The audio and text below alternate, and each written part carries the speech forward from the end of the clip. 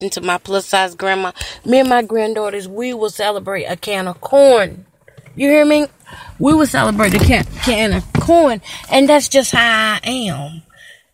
I wasn't raised like that, but that's just how I feel. I feel good like that. I feel good like when I can celebrate and just enjoy somebody. And I don't really expect anything back in return.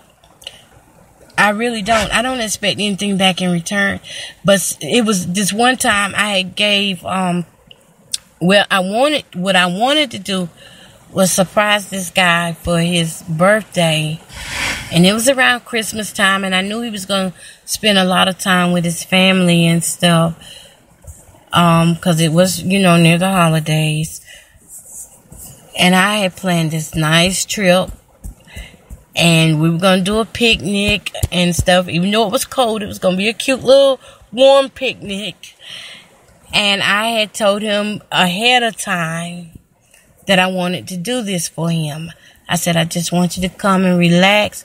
I really appreciate you. And I want to show you, my gratitude for all the things that you have done for me. I want to not return the favor, but I just want you to be able to relax and have yourself a good time. And that guy, he couldn't stand that. He could not stand it. He messed it up. He didn't even show up. You hear me? He did not even show up. So that's why I'm saying, because people don't respond the way you want them to respond, don't stop being the loving person that you are. Continue to, if that's what you like to do, things for people, do it for them. But set your boundaries. Have your boundaries out there. Know when it's time to just let go. After about getting stood up about 8 times, I was like, you know what? This is a wrap right here. I can't do this. I can't do this. I can't, I love doing things, but it was just something saying you gotta let go. Because everybody not raised the same. Everybody environment is not the same. Some guys are raised around really mean fathers, and the influence in their environment, and they can't handle a good woman. They can't, reciprocate to a good woman. Not even a good compliment at that. And that's how some women are too. Some women do not know how to receive a good man. I remember when I was a woman who didn't know how to receive a good man. This man was doing all this stuff, and I didn't receive him. I thought he was, just trying to get in my drawers. But he wasn't. The man was actually being a good man. But because I hadn't learned yet how to receive that, I couldn't receive it. And that's a thing you have to work on. That's the thing that comes through prayer and discernment, is learning when to decide what is good and what is bad. And I had to go through that phase of where I had turned down quite a few good men. Because I wasn't used to that. I was used to the bad men, the the kind I'm talking about. The bad men, the kind that was broke, that would take your money and take your money and take you out. I was attracted to the kind of men that was just ignorant, cuss you out. I was attracted to the thuggish type kind of guys who would just hit it and quit it. I have been attracted to some of the most ill-mannered men. So when a good man came, I didn't know how to recognize him. How about that? I didn't know how to recognize that good man when he came, because I was blinded by what I had already had instilled in me from my environment and, from the people I hung around, from the influences that were around me. And not all influence is good. My mother and my dad, they were married 65 years. 65 years when he died in 2014. And that was my turning point for the type of men that I would accept in my life. When my dad died, I realized there is love out here. And love can last for years. And I watched them. If they had ups and downs, we never saw it. The children never saw it. We never saw them fuss. We never saw them fight. That was stuff we picked up from excuse me, y'all. Let me take a sip of water.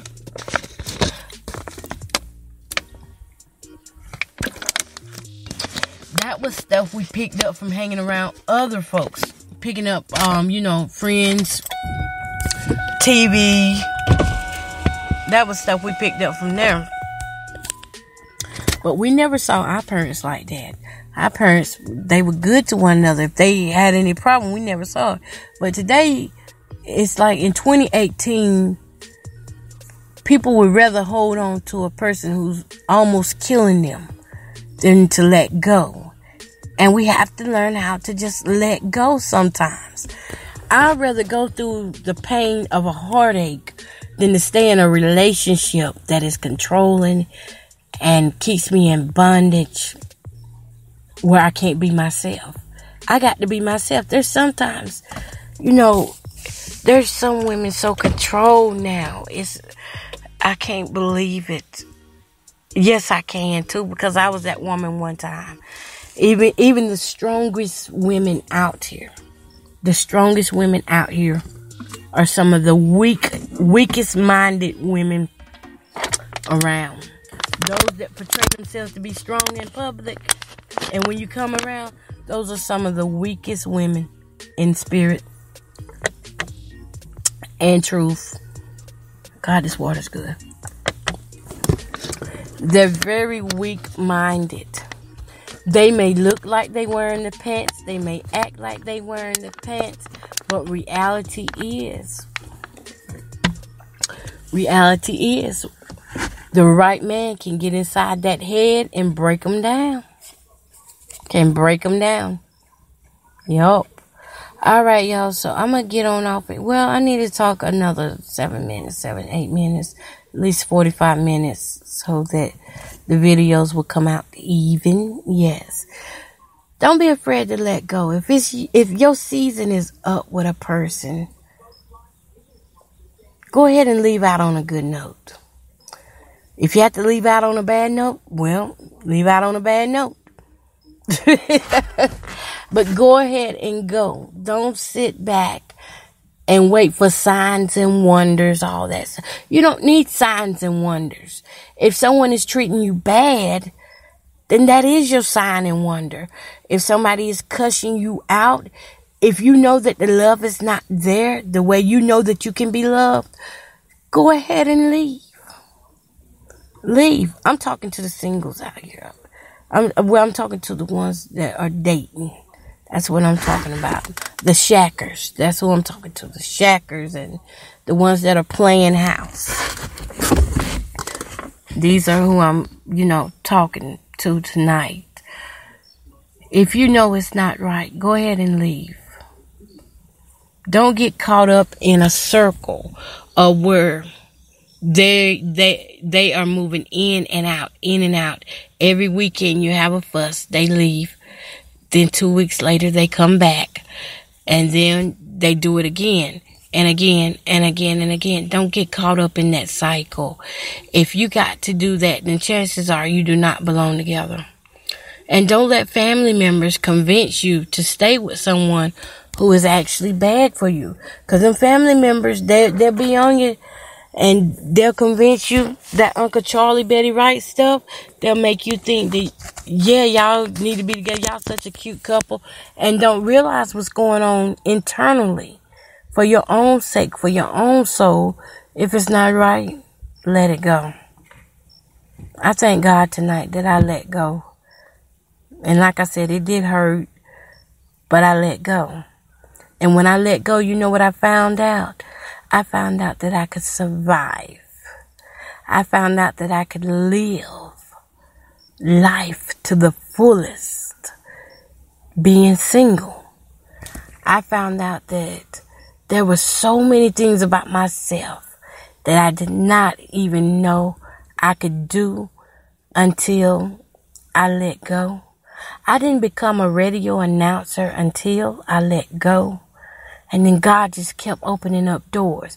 Do you know, I did not even know I could speak like this until I let go. I was holding in so much potential that was being masked and pressed down and hidden by the pain and the fussing and the fighting and distractions, that I wasn't using the gifts that God gave me because of trying to hold on to someone who could not see me in the way that he should have saw me. And I'm not mad. I'm not mad about that. I'm not mad that he didn't see me in that type of way and that he didn't treat me better. I'm mad because I didn't have enough internal strength and internal education about myself to know that I could leave this relationship and still live. I didn't have that kind of sense then. I sure didn't.